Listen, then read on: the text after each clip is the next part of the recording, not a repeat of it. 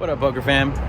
Bearded Poker here. I've arrived here at the Texas Card House out here in Dallas, Texas. Should be right around here somewhere, yeah. And we're on the wait list. We don't have a whole lot of time to play, and honestly, I contemplated coming out here, but let's see if we can run it up. And I think we have maybe 2 hours of time to play before we actually have to head to work. Yeah, we got a full-time job, so yeah, let's see if we can run it up. Let's see if we can make it happen. We've been running pretty hot lately. Let's see if that's still the case. Alrighty, let's go inside.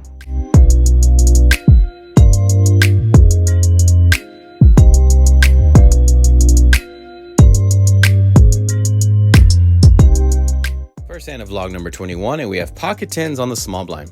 There is an under the gun straddle to $10. Middle position makes the call, hijack calls, button calls. That a 3-bet is in order, and I make it $40 to go. I get calls from both the big blind and middle position.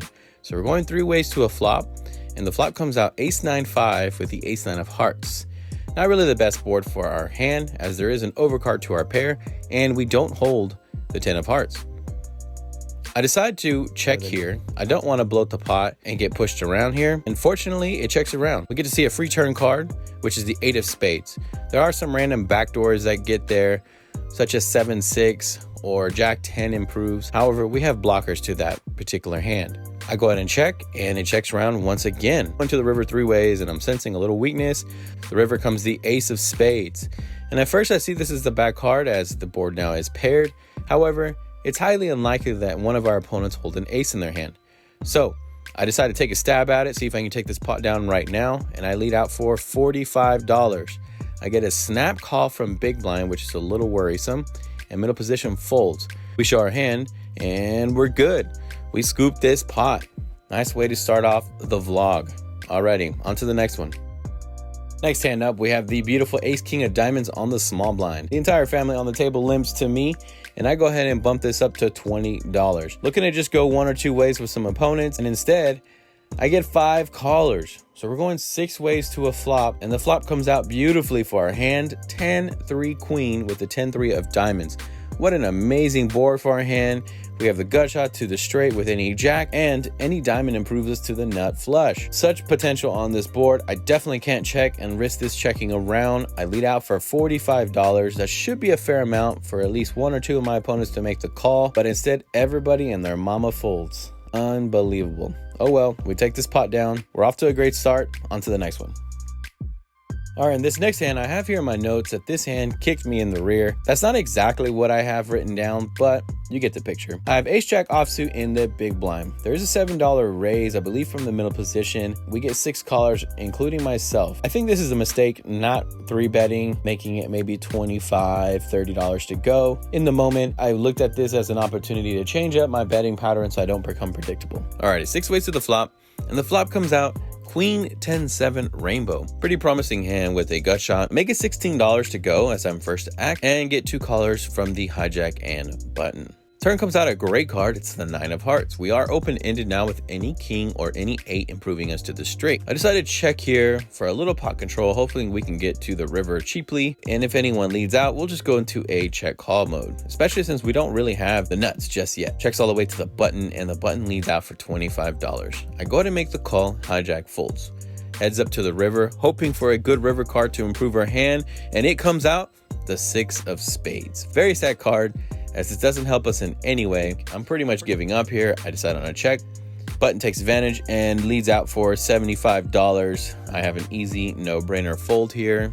We'll get him next time. On to the next one. Now, you all know I'm not the biggest fan of bomb pots. I feel like it doesn't favor me whatsoever. However, I'm trying to open up to the idea of bomb pots, be more interactive with the table, create a little bit more excitement, and of course, provide fun and entertaining content for you guys, my viewers. So here we go. I throw my $5 chip in there. We're going 6 ways to a flop, and we have king 6 offsuit.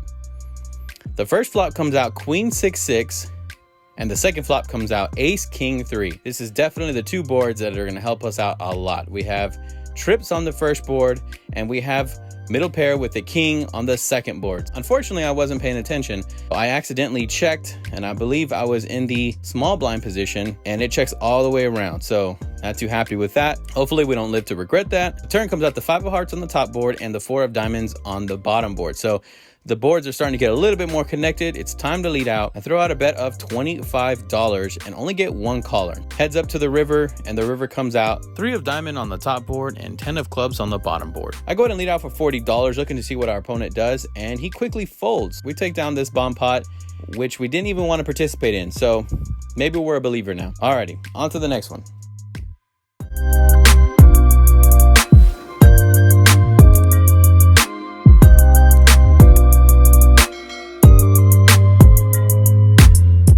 Next hand up, we have Jack 9 of clubs on the cutoff. There is a raise to $15 from the low jack. I go ahead and make the call, and so does small blind and middle position. So I'm liking where we're at. We are in position of all of the opponents, and we have a suited 1 gapper. Let's see how this runs out for us. The flop comes out beautifully for our hand. We got Jack 9-4 rainbow. Like I said, amazing board, top 2 pair. Checks all the way to me, and I lead out for $30. I want to narrow down the field and charge the max for any of these opponents to come along. Well, middle position decides that's worth the price of admission, and he makes the call. I do have him labeled as an aggressive opponent, and what I mean by that is he has been running on confidence. He won a huge pot earlier in the session, and he's doing very well for himself. So I feel like he is just making calls, wanting to see flops and turns. So hopefully we can continue to get more money from this opponent. Turn comes out to 7 of clubs.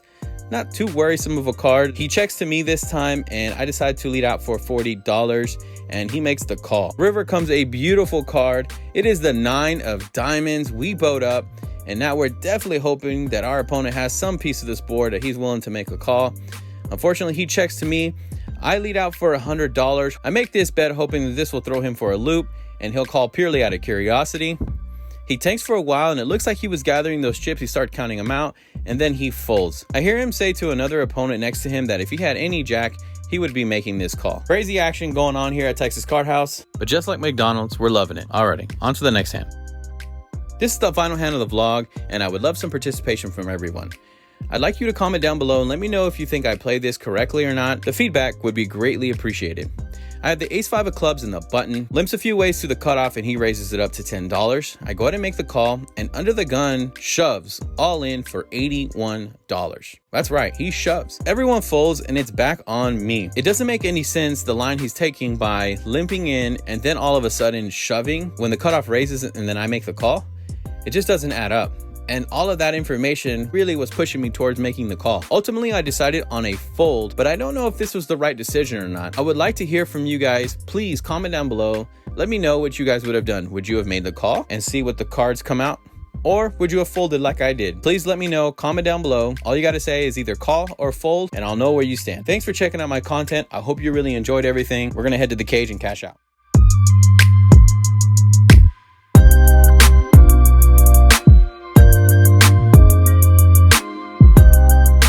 What a session. What a session.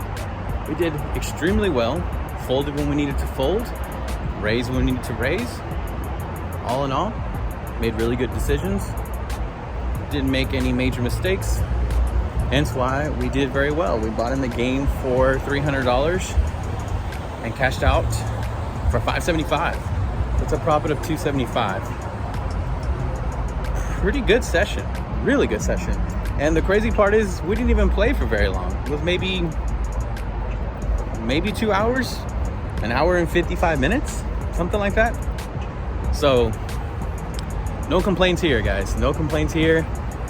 And I was able to get enough for a vlog. Sorry I wasn't able to get a ton of hands, but within the 2 hour span, this is what I was able to get. So hope you guys enjoyed the vlog. If you did, please hit the like and subscribe button. I'll most likely put it down somewhere around here. Show your support, show your love, comment down below, all that good stuff.